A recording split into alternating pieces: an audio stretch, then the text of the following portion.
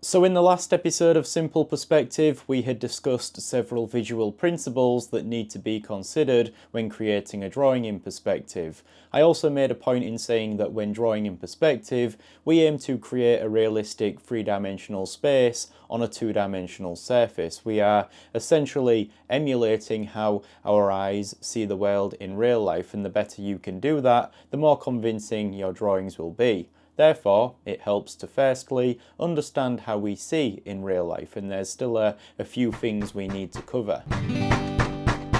I don't think anyone's home. See if the door's unlocked. Well, it's not much, but there is a bed.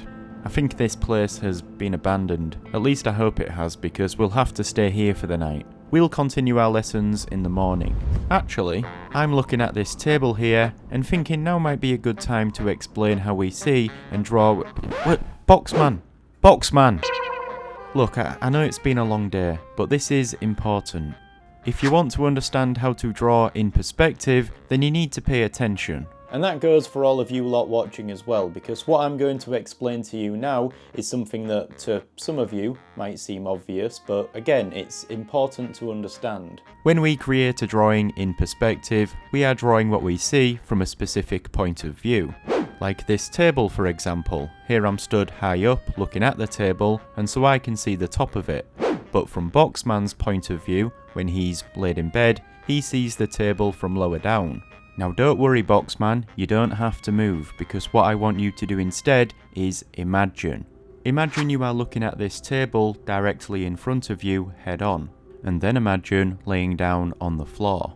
Now you'd see the underside of the table, and now imagine that you are floating above the table, then you'd see more of the top of it. What you've just done, Boxman, is what we do when we create a drawing in perspective. Unless you are drawing something from observation, something that you're actually looking at in real life, for the most part, we imagine and visualize a scene or an object from the point of view of an imaginary person. This person is often referred to as the viewer. You guys watching these videos could be referred to as viewers because you are viewing what it is that I am showing you through the camera that is recording right now. In fact, what you are seeing is the camera's point of view. In my Advanced Perspective series, I recommend that you imagine you are using a camera and drawing what that camera sees, as opposed to imagining a viewer and drawing what that viewer sees. Now this doesn't really make a difference, but I prefer this mode of thinking for a few reasons.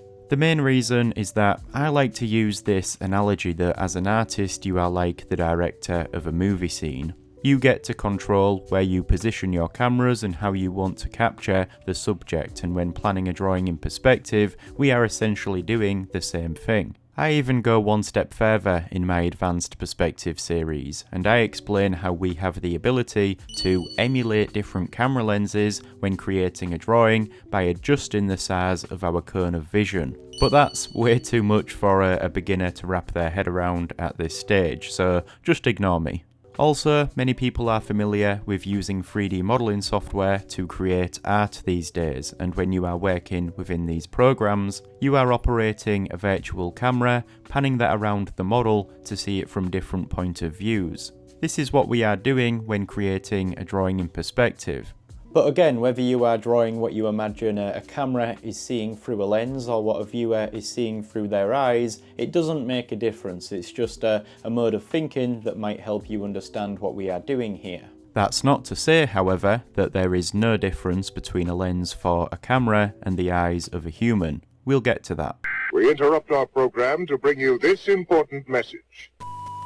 Introducing the all-new Simple Perspective Expansion Pack. If you enjoy these videos and want to learn more, then it's time for you to get more and more and more. Throughout these videos, Dan will be expanding on what he covers in his YouTube videos, creating new example drawings and explaining everything you need to know to level up your perspective drawing skills. Come on down to your favorite Patreon page. Expansion Pack 1 is available to all members of the required tier or can be purchased separately for a fixed fee. So what are you waiting for? Expansion Pack 1 out now. See description for details.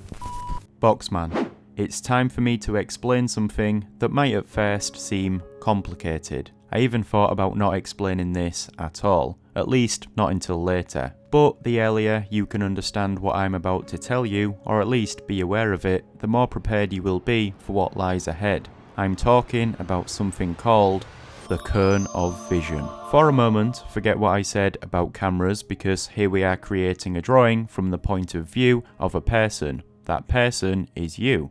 People see through their eyes, and humans, and I suppose for the sake of this example, you box people, have a limited field of view. For the purpose of drawing in perspective, let's just say that we have a 60-degree field of view, and this is represented as a cone, the cone of vision. Now, I will explain why all of this is so important in a moment. Trust me, it will all make sense. For now, just imagine a 60-degree cone flying out from the viewer's eyes, allowing them to see what's in front of them. The point at which that cone begins at the eyes of the viewer is what we refer to as the station point. Now, there's also another point at the very centre of the cone, and that's our point of focus. When we look at something, we can still see everything around that, but that's the point that we focus on. And so, I want you to imagine a straight line from the eyes, the station point, to that point that will be at the centre of the cone of vision. This line is called our line of sight, and that central point is called the centre of vision. Now imagine some other lines expanding out from our eyes, following the angle of the cone, and these are referred to as vision rays. These vision rays are lines which extend from the station point, lines which, in theory, leads from our eyes to the objects we look at. And I'll explain that a bit more later on. Does all of this make sense so far? Just bear with me here. Now, in addition to the cone of vision, we also require what is referred to as the picture plane. This plane is between the viewer and the subject being drawn. Imagine this to be like a translucent plane of glass, and it's important to note that this is always perpendicular to the line of sight. It's constantly at a right angle with the cone of vision, meaning as you turn your head to look around, all of this moves with it. Right, stand up. Seriously, Boxman, stand up and look out this window.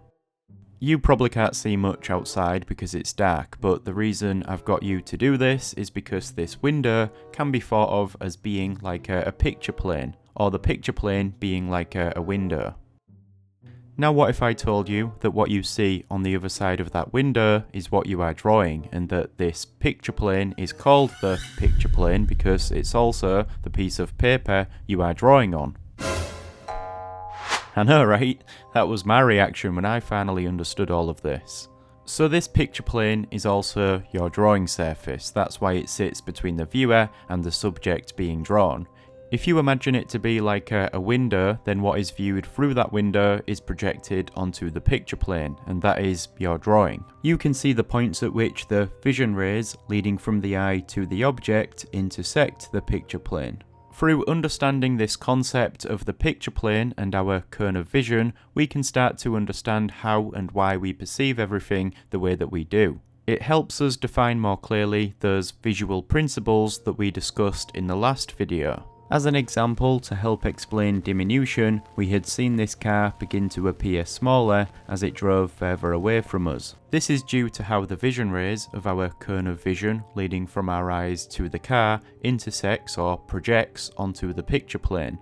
This projection is our drawing. When discussing convergence, we had viewed this brick wall from the side, and we noticed how the parallel lines for the bricks seemed to come together, to converge. This is again explained by the vision rays of the cone of vision and how they intersect the picture plane. Because the end of the brick wall is further away from us, these vision rays intersect the picture plane closer together in comparison to the vision rays from the bricks that are closer towards the picture plane. Remember when you picked up that exhaust pipe and as you rotated it around, it began to appear shorter in length. This was an example of foreshortening. With each rotation, our vision rays intersect the picture plane at different points, and this results in the object looking shorter. If we were to completely rotate the pipe so that it was perpendicular with the picture plane and also directly in a line with our line of sight and centre of vision point, then we'd just see a flat circle. So hopefully there's been a bit of a pin drop moment there, as we've explained some of these fundamental principles involved when drawing in perspective. What? Why are you panicking? It's not that complicated. If you enjoy these videos and find them helpful, then be sure to like the video, and if you want to learn more, then do consider purchasing the expansion pack. That is something that's paid for, but it helps to support this series I'm making here. I'd also say that it's good value for money, but I'm the one selling it to you. Anyways, check it out if you're interested, and I will see you in the next video.